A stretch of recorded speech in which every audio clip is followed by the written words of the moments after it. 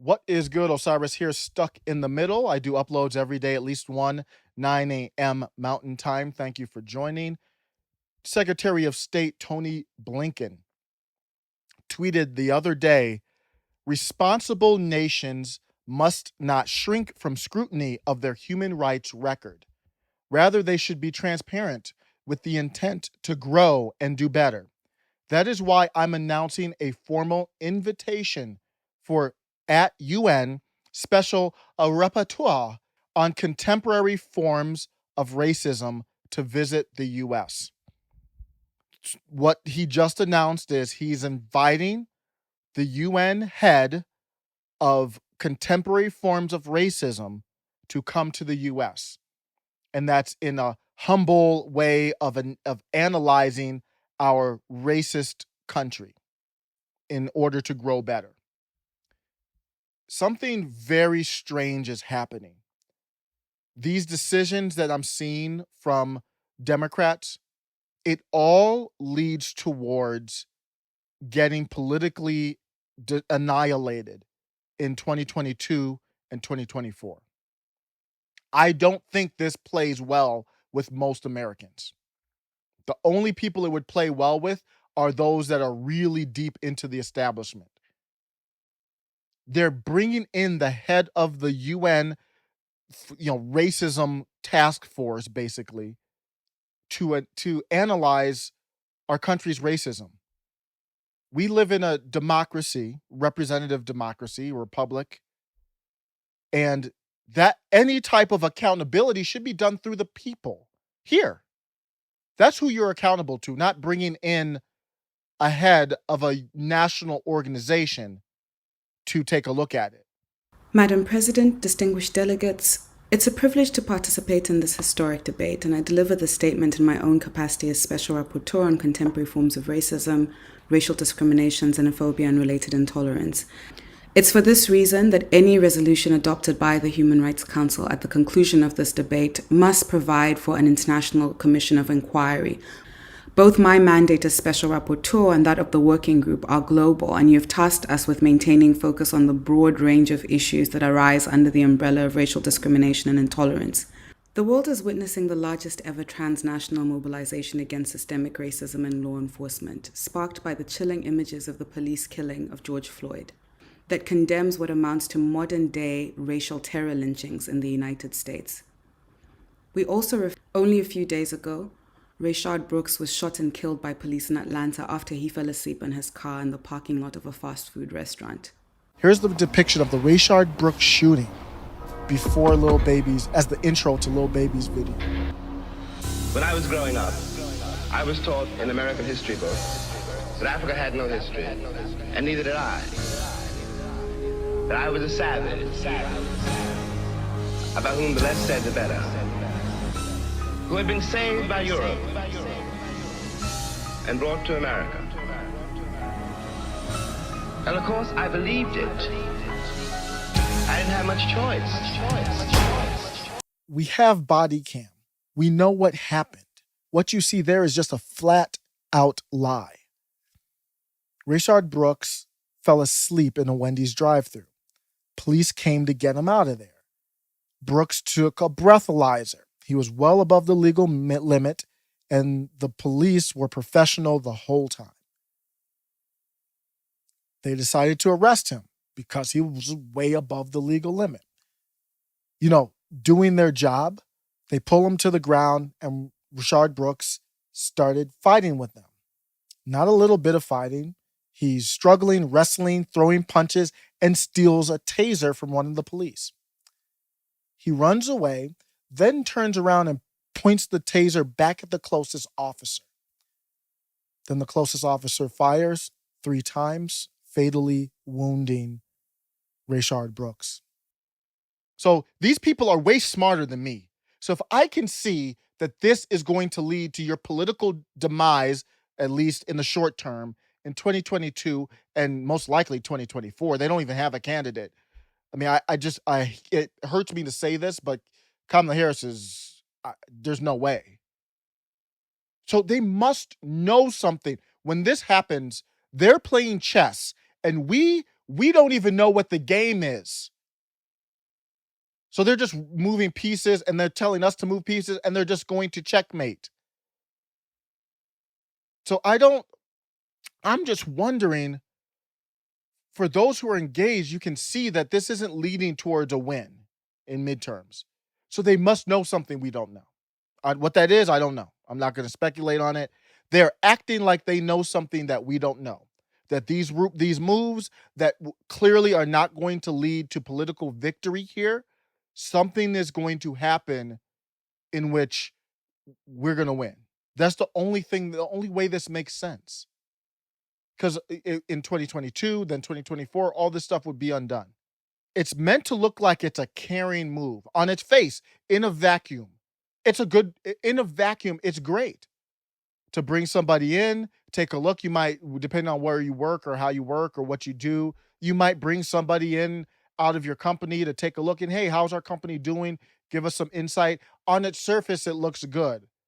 However, this is going to be used to implement laws or just to back up the laws that Democrats are looking to enact. And it just furthers their plan of this tech totalitarian nation that they're trying to create. Now, there is an argument for this to happen. Don't get me wrong. Shauna is a great follow on Twitter.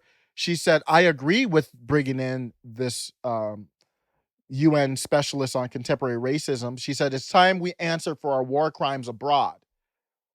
And I love following her because I like people who will tweet and like, I don't care if I'm getting ratioed or not. This is how I feel. And she got ratioed in that. She knew she was going to get ratioed in that. But she has a point. So I replied to it. I was like, she has great sentiment here. I understand her sentiment. America, like anybody else, should be accountable. But obviously, this isn't the body to do it. And she agrees with that. But she's just wanted to get the point out there that we're not innocent. We're not just some innocent lamb. But the other part of that you have to think about is to enjoy all these fancy things we have, there's a price for that we don't always acknowledge. So that's why I'm stuck in the middle on that. So in America, we have like different classes here. So I wonder, here's what you won't see from that special contemporary racism head of racism. Would they come into our country and say, hey, America, it looks like you have a ruling class issue, no different than other countries like India or China or African nations, many other countries. You almost have a caste system. The ruling class doesn't seem to have many black people in it. That's why Sheldon Whitehouse and his wife are a part of a all white and club, because there's not that mostly white. There's not that many people in that area of the country and with the amount of wealth to get into a club like that. And there's no different to the schools that a lot of them go to. Would they talk about that? Would they talk about those minorities, black people or whoever minorities are in those classes? They have the same frame of thought. Were brought up in the same atmosphere, same schools. So do you have, even if you do increase the amount of people in that club, would you have diversity of thought? Just like the minorities that have been appointed to different positions in the administration right now. They all have the same frame of thought. That's not diversity of thought. You might have different skin colors and different intersectionality in the administration. Is the UN going to come in and analyze that? Is the UN going to come in and say, Secretary Blinken, you went to the Dalton School, one of the most prestigious schools in the country. It was run by Bill Barr's father. It also employed Jeffrey Epstein for 2 years. It seems like you are a part of this elite class. What are you doing yourself? Do you think that's what's going to happen? Do you think they're going to come in and say, wow, your democracy is in danger in the US because you've got the Republican regime and the Democrat regime, and no matter who has power, when you look at the foreign policy, we still get the same type of international policy where bombs are dropped, money is spent, and the American people have no say in this process because you don't run it through Congress. Does that hurt minorities? Is that a part of some type of systemic racist problem in our country? Maybe we could have more than two parties. Maybe the UN will say, you know what, you've got a Republican, you've got a Democrat party. Maybe to help minorities, you might get another party and let them have a separate chance. Maybe we would do a whole reframing of how we vote for politicians at the highest level. Because that's not in your For the People Act. Your For the People Act actually seems like it acts like it's attacking racism, but when we did our analysis, it looks like the reverse racism is actually almost more racism than the regular racism, because you're manipulating people to feed into and support your systemic issues. We found a lot of stuff when we did this report. Do you think that they're going to do that?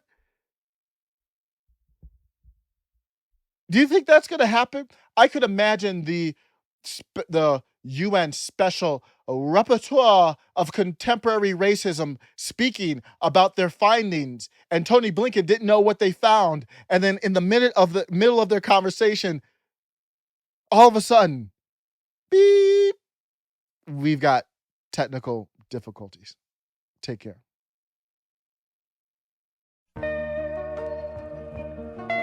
The new age is upon us, and yet the past refuses to rest in its shallow grave.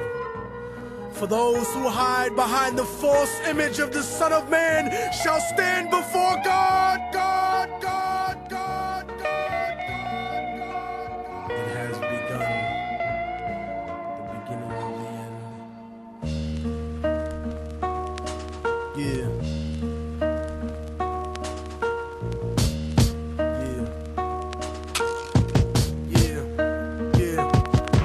Voice of racism, preaching the gospel is devilish. A fake church called the Prophet Muhammad a terrorist, forgetting God is not religion but a spiritual bond, and Jesus is the most quoted prophet in the Quran. They bombed innocent people trying to murder Saddam when you gave them those chemical weapons to go to war with Iran. This is the information that they hold back from Peter Jennings, cause Condoleezza Rice is just a new age Sally Hemings. I break it down with critical language and spiritual anguish. The Judas I hang with, the guilt of betraying Christ, who murdered him, stole his religion, and painted him white. Translated in psychologically tainted philosophy, conservative political right-wing ideology, glued together sloppily the blasphemy of a nation. Got my back to the wall cause I'm facing assassination. Guantanamo Bay, federal incarceration. How could this be? The land of the free, home of the brave, indigenous Holocaust, and the home of the slaves. Corporate America, dancing offbeat to the rhythm. You really think this country never sponsored terrorism? Human rights violations, we continue the saga. El Salvador and the Contras in Nicaragua. And on top of that, you still wanna take me to prison just cause I won't trade humanity for patriotism. It's like MK Ultra controlling your brain, suggestive thinking, causing your perspective to change. They wanna rearrange the whole point of view of the ghetto. The fourth branch of the government want us to settle. A bandana full of glittering generality, fighting for freedom and fighting terror. But what's reality?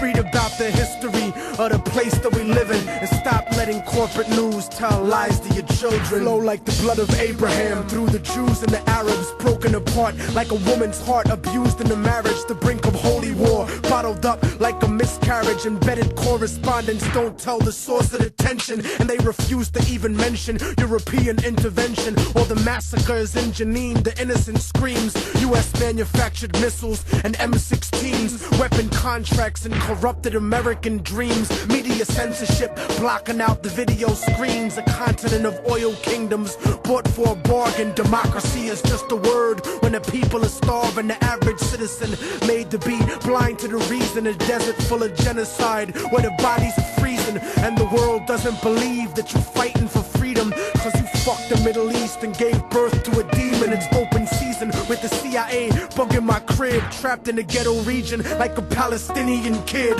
where nobody gives a fuck whether you die or you live. I'm trying to give the truth and I know the price is my life, but when I'm gone they'll sing a song about immortal technique, who beheaded the president and the princes and sheiks. You don't give a fuck about us. I can see through your facade like a fallen angel standing in the presence of God. Bitch niggas scared of the truth when it looks at you hard. It's like MK Ultra controlling your brain. Suggestive thinking causing your perspective to change. They want to rearrange the whole point of view in the ghetto. The fourth branch of the government want us to settle. A bandana full of glittering generality, fighting for freedom and fighting terror. But what's reality? Martial law is coming soon to the hood to kill yo while you hanging your flag out your project window. Yeah. The fourth branch of the government, aka the media, seems to now have a retirement plan for ex-military officials, as if their opinion was at all unbiased. A machine shouldn't speak for men, so shut the fuck up, you mindless drone. And you know it's serious when these same media outfits are spending millions of dollars on a PR campaign to try to convince you they're fair and balanced, when they're some of the most ignorant and racist people giving that type of mentality a safe haven. We act like we share in the spoils of war that they do. We die in wars, we don't get the contracts to make money off them afterwards. We don't get weapons contracts, nigga. We don't get cheap labor for our companies, nigga. We are cheap labor, nigga. Turn off the news and read, nigga.